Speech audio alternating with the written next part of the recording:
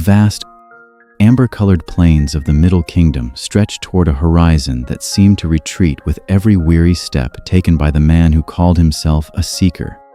For the air itself was thick with the ghosts of intentions that had never quite reached the threshold of action. He was navigating the rutted earth of a road that had seen the passage of thousands of feet over 5 centuries. Yet he felt as though he was the first to ever experience the crushing weight of the atmosphere in this specific valley of shadows. Over his left shoulder, he carried a heavy copper vessel filled to the brim with stagnant water, believing that this liquid was a sacred relic of his ancestors that must be delivered to the great river in the east to ensure his salvation. He did not notice that the copper was corroding from within, nor did he realize that the liquid had become a poison that seeped through the lid and dampened his tunic, chilling his skin even under the oppressive heat of the midday sun. The strain in his back was not caused by the physical mass of the metal, but by the mental architecture of 1,000 days spent justifying the necessity of his struggle. He moved with a mechanical precision, his mind a whirlwind of calculations regarding the distance remaining and the resources he had already squandered. As he approached a shaded grove of ancient banyan trees where the Blessed One sat in a state of profound stillness, the traveler paused, his breath coming in ragged gasps that echoed the fundamental instability of his internal world. The Buddha did not offer a greeting, nor did he shift his posture. Yet the man felt an invisible force penetrating the layers of his self-constructed identity, stripping away the vanity of his mission. It was in this silence that the seeker began to perceive the true nature of his burden, seeing how each step he took was merely a reflexive reaction to a memory of a previous failure. He watched as a single hawk circled high above in the cloudless sky, its wings catching the light with an absolute inevitability that mocked his own clumsy efforts to control the trajectory of his life. In that brief interval of observation, he understood that his sorrow was not a result of the road or the weight of the copper vessel, but the persistent craving for a destination that existed only in the architecture of his imagination. The mind, he realized, was like a shadow that had forgotten it belonged to a body, identifying instead with the darkness it projected onto the ground. Every ripple of resentment toward the obstacles he encountered was a knot in the fabric of his being that he had spent 42 years tightening with his own hands. The silent figure under the banyan tree remained unmoved, a living mirror reflecting the primordial peace that the traveler had abandoned long ago in favor of the frantic noise of becoming. He began to loosen the leather straps of his yoke, feeling the friction against his weathered skin as a visceral reminder of the decades he had spent clinging to the idea of his own importance. The vessel tumbled to the parched earth, shattering into 100 jagged pieces and releasing a dark, bitter fluid that was instantly swallowed by the thirsty soil. For the first time in his adult life, the man stood upright without the false scaffolding of his duty, and he saw that the root of his agony was not a lack of effort but an excess of intention. The karma he had feared as a divine judgment was revealed to be nothing more than the momentum of his own repetitive choices, a circular path he had trodden so deeply that he could no longer see the horizon over the walls of his own habits. In the presence of the Tathagata, the walls of that mental trench dissolved into the open expanse of the present moment, and the man saw that the cessation of sorrow was not found in reaching the great river, but in the quiet surrender of the one who wished to be elsewhere. He sat down in the dirt, not as a seeker of truth, but as a witness to the simple reality of the breath entering and leaving his body, recognizing that the great work of his life had been a series of elaborate distractions from the silence that was already here. The sun began its slow descent toward the western mountains, casting long shadows that no longer felt like heavy chains, and as the man closed his eyes, The entire history of his wandering became as thin and weightless as the dust settling on the leaves above. Story 2. The Loom of Whispered Echoes. In a secluded courtyard within the city of Shravasti, a woman of middle years sat before a massive loom that had been carved from the dark wood of a fallen sandalwood tree.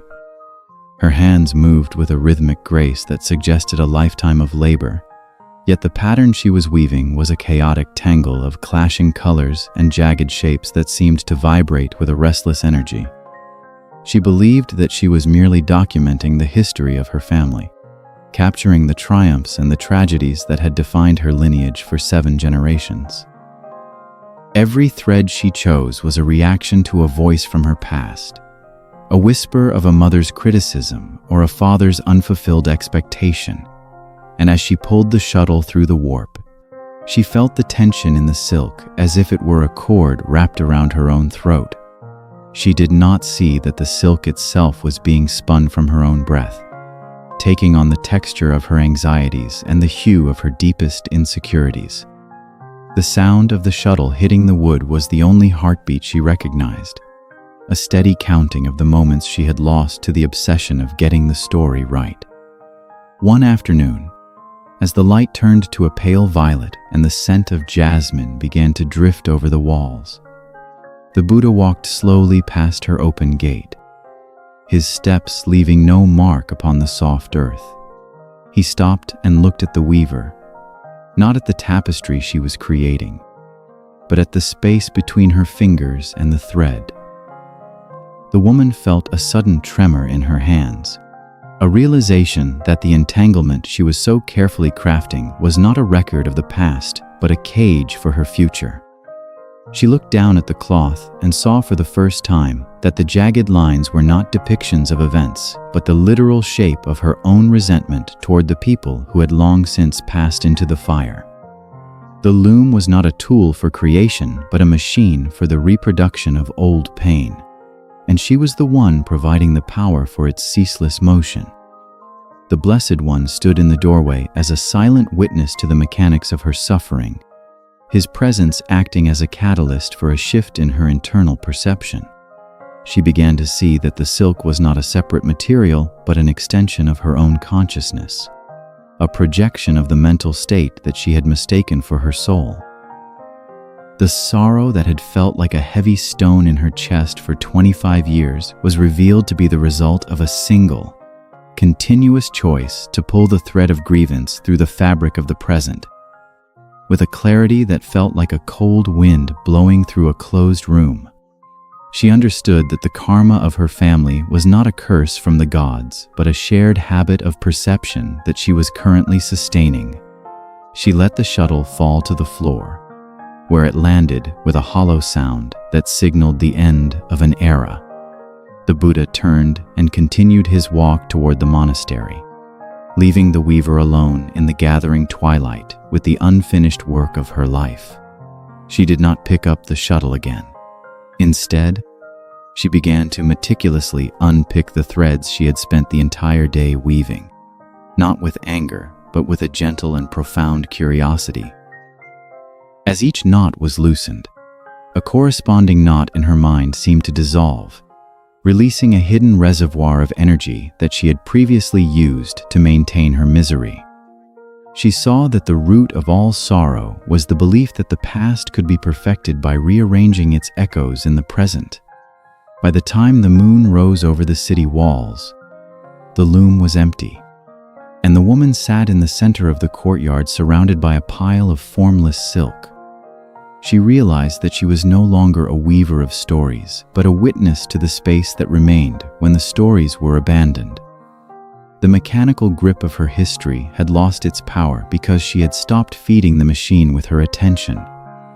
The quiet of the garden became her new teacher, showing her that the true root of sorrow was the identification with the pattern rather than the silk, and that freedom was not the completion of the tapestry, but the realization that the loom was never actually necessary. Story 3. The Caravan of Golden Mirages. The sun sat like a heavy copper coin upon the rim of the world, casting long, distorted shadows across the salt-crusted plains where a merchant named Haradatta led his weary caravan toward the shimmering gates of Rajgir. He was a man whose internal landscape was an intricate ledger of debts and credits, a mental marketplace where every sensation was immediately appraised for its potential to increase his sense of security or diminish his store of comfort. As the dust of the road settled into the deep creases of his skin, he felt the friction of each grain as a personal affront, a tiny theft of his vitality by the indifferent elements of the earth. His mind was not present with the rhythmic swaying of the camels or the dry scent of the scorched grass, but was instead leaping forward toward a future where his crates of fine saffron and dyed silks would be transformed into the cold, silent certainty of gold. This process of mental alchemy was the true source of his exhaustion, for he was constantly constructing an elaborate architecture of expectations that the reality of the moment could never hope to support. He saw the world not as a living flow of phenomena, but as a series of obstacles to be overcome or assets to be acquired. Near a cluster of stunted neem trees, the caravan passed a group of monks walking in silent meditation, their saffron robes a stark contrast to the gray exhaustion of the merchant's retinue. At the center of this group was the Buddha, whose movement was so fluid and unburdened that he seemed to be part of the air itself. Haradatta looked at the empty hands of the enlightened one and felt a sudden, sharp pang of irritation that blossomed into a profound sorrow. He realized that his own hands were cramped from the perpetual act of grasping, a physical manifestation of a psychological habit that had defined his existence for 45 years. The sorrow was not caused by the possibility of bandits or the fluctuating prices in the city, but by the terrifying realization that his identity was entirely dependent on the weight of his cargo. He was a ghost haunting his own life, chasing the mirage of a final satisfaction that receded with every successful transaction.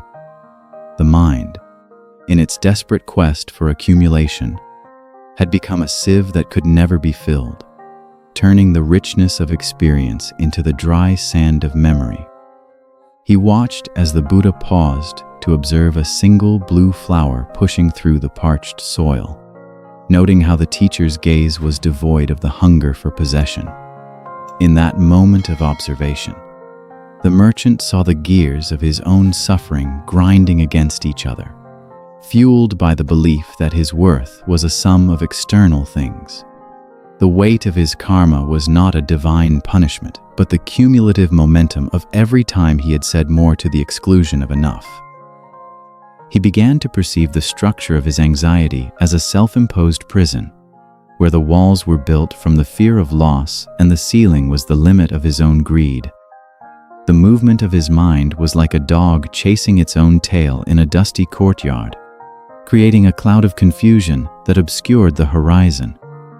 As the caravan moved past the silent monks, Haradatta felt the internal ledger begin to dissolve, the ink of his desires running thin under the heat of a new and uncomfortable clarity. He saw that the root of his sorrow was the very effort he used to escape it, the frantic reaching for a security that could never exist in a world made of changing shadows. The silence that followed this realization was not the absence of sound, but the absence of the calculator within his heart. He took a breath that was not a transaction, feeling the air enter his lungs as a gift rather than a right. And for the first time in his journey, the destination of Rajgir seemed no more important than the dust beneath his feet. The golden mirages of his ambition began to fade, leaving behind the simple, stark reality of a man walking toward the evening, finally aware that the only thing he had ever truly owned was the heavy illusion of ownership itself. Story 4. The Fortress of Iron Certainty. High above the fertile valleys of the Ganges, nestled within the jagged teeth of the mountain range, stood the fortress of a minor king who believed that the strength of his walls was the only barrier between himself and the encroaching chaos of the world. He spent his days in a high tower of gray stone, his eyes scanning the narrow passes for any sign of movement that might signal a threat to his sovereignty. His mind was a fortress in itself, fortified by centuries of tradition and reinforced by a pathological need for total control over the variables of his life. Every decree he issued was a brick in the wall of his ego, and every guard he stationed at the gate was a reflection of his internal paranoia. He believed that his sorrow was a result of the instability of his neighbors and the potential for betrayal among his kin, failing to see that the iron bars of his suspicion were the very thing that prevented the entry of peace. The king's internal world was a rigid geometry of suspicion, where every relationship was a strategic alliance and every silence was a hidden conspiracy.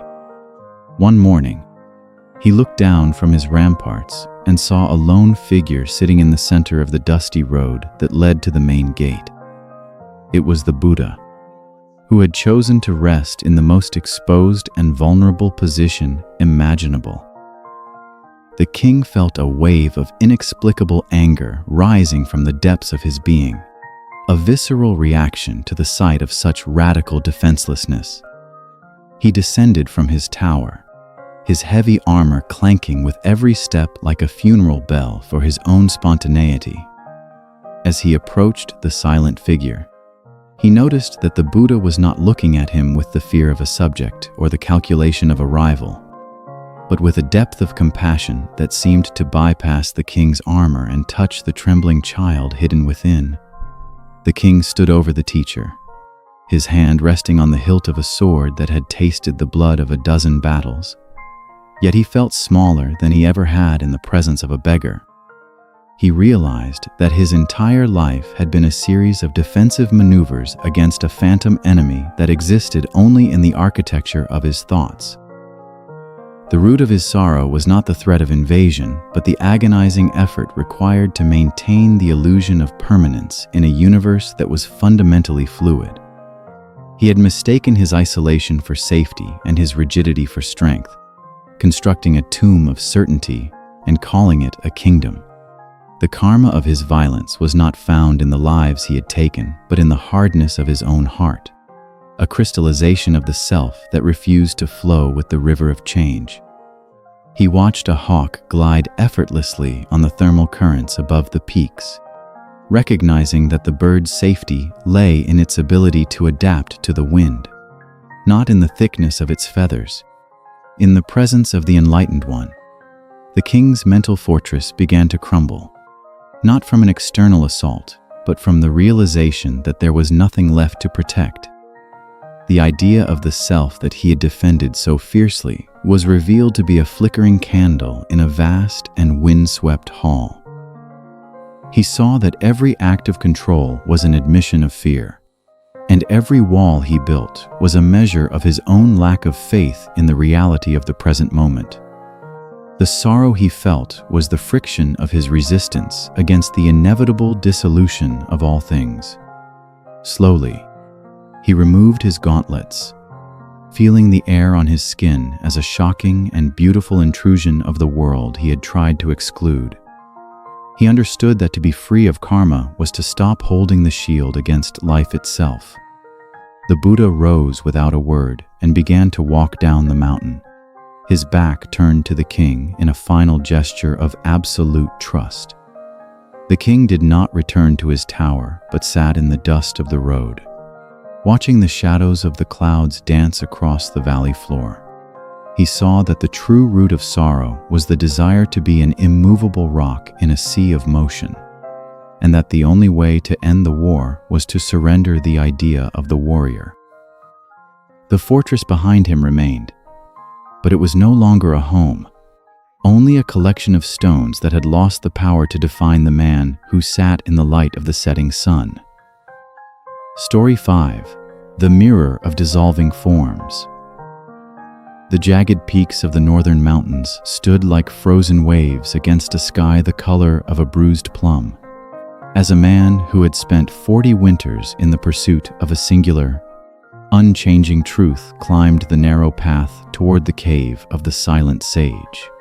His mind was a dense thicket of definitions and categories, a mental museum where every experience was carefully labeled and placed behind the glass of his own intellectual certainty.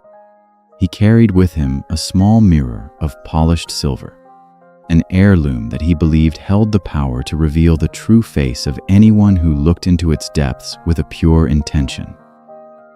As he ascended, the air became thin and biting, stripping away the warmth of his vanity and leaving only the cold, rhythmic thud of his heart against his ribs. He did not notice the way the light danced on the granite cliffs or the scent of cedar smoke drifting from a distant village, for his internal gaze was fixed upon the image of himself as a noble seeker on a sacred quest. This self-image was the primary architecture of his existence, a scaffolding of pride that he had mistaken for the building itself.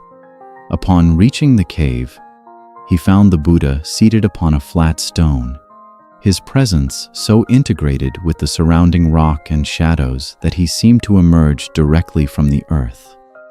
The seeker held out the mirror, his breath a white mist in the freezing air, expecting a confirmation of his progress or a revelation of his destiny.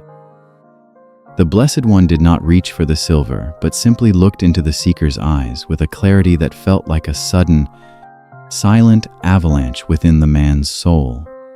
In that collision of gazes, the seeker saw the reflection of his own mirror, recognizing for the first time that the silver surface was not showing him the truth, but was merely confirming his own expectations.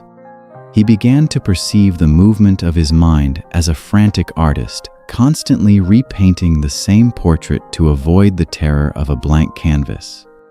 The sorrow that had dogged his steps for decades was revealed to be the exhaustion of this constant maintenance, the heavy labor of sustaining a substance that had never actually existed outside of his own yearning. He saw that the root of his agony was the belief that there was a self to be perfected, a solid core that could be polished into enlightenment.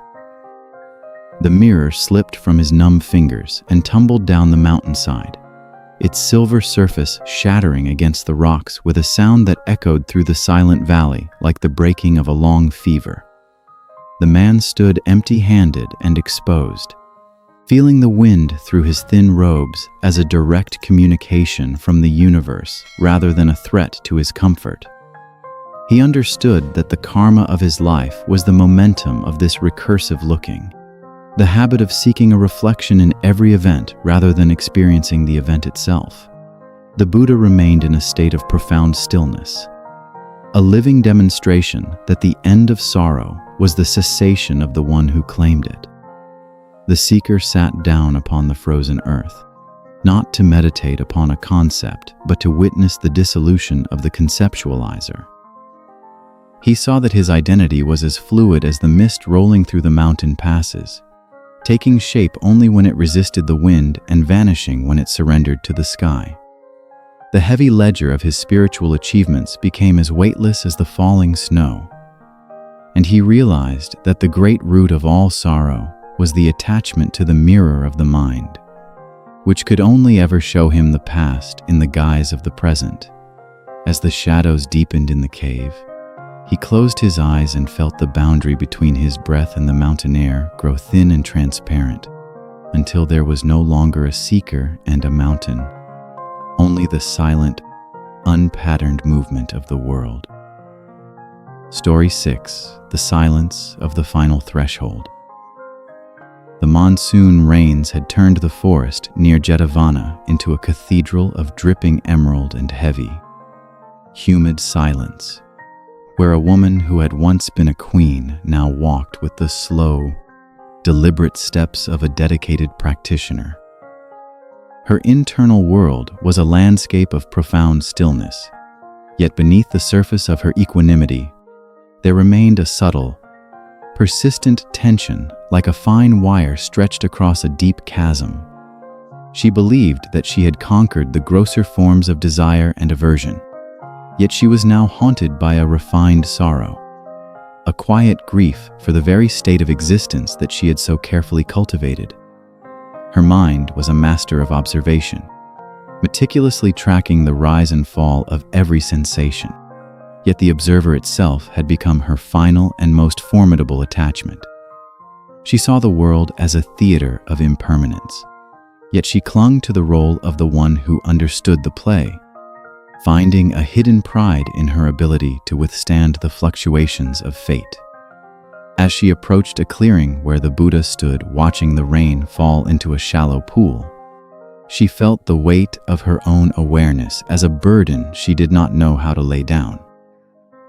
The enlightened one did not turn as she entered the clearing, but his presence seemed to expand to fill the space between the falling drops, creating a field of resonance that exposed the last hidden knot in her heart. She realized that she had been using her practice as a shield against the raw vulnerability of being, turning the Dharma into a new and more sophisticated form of sovereignty. The sorrow she felt was the loneliness of the observer who refuses to be part of the observed the one who stands on the shore of the river and calls it liberation while remaining dry and separate. The Buddha pointed toward a single leaf that had just fallen into the water, noting how it did not struggle against the ripples or attempt to maintain its dry history, but immediately became a part of the pool's movement. In that simple gesture, the woman understood that her root of sorrow was the desire for a spiritual safety that did not exist in a universe of total transformation. The mind, in its attempt to achieve a permanent peace, had created a void that it now tried to occupy with its own presence. She saw that the karma of her many lives was not a debt to be paid, but a momentum of self-correction that would only cease when she stopped trying to fix the unfixable. The root of all sorrow was revealed to be the subtle pride of the one who believes they can stand outside the law of cause and effect. She felt the architecture of her meditation begin to dissolve, the carefully constructed silence collapsing into the true silence of the forest. There was no longer a queen seeking peace, nor a practitioner seeking enlightenment, only the sound of the rain and the scent of damp earth and the cool touch of the wind. The sorrow of existence was not a problem to be solved, but a condition of the identification with the wave rather than the water. She let go of the observer, feeling herself fall into the reality of the present moment with a terrifying and beautiful finality. The Buddha turned and looked at her, and in his smile, she saw the end of the long journey she had been making through 1,000 lifetimes.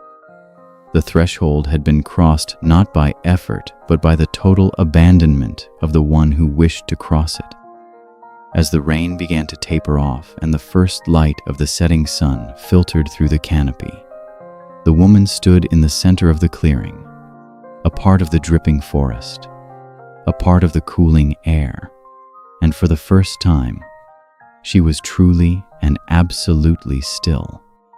The root of sorrow had been pulled from the soil of her mind, leaving behind only the vast and silent expanse of a life that was finally and completely lived.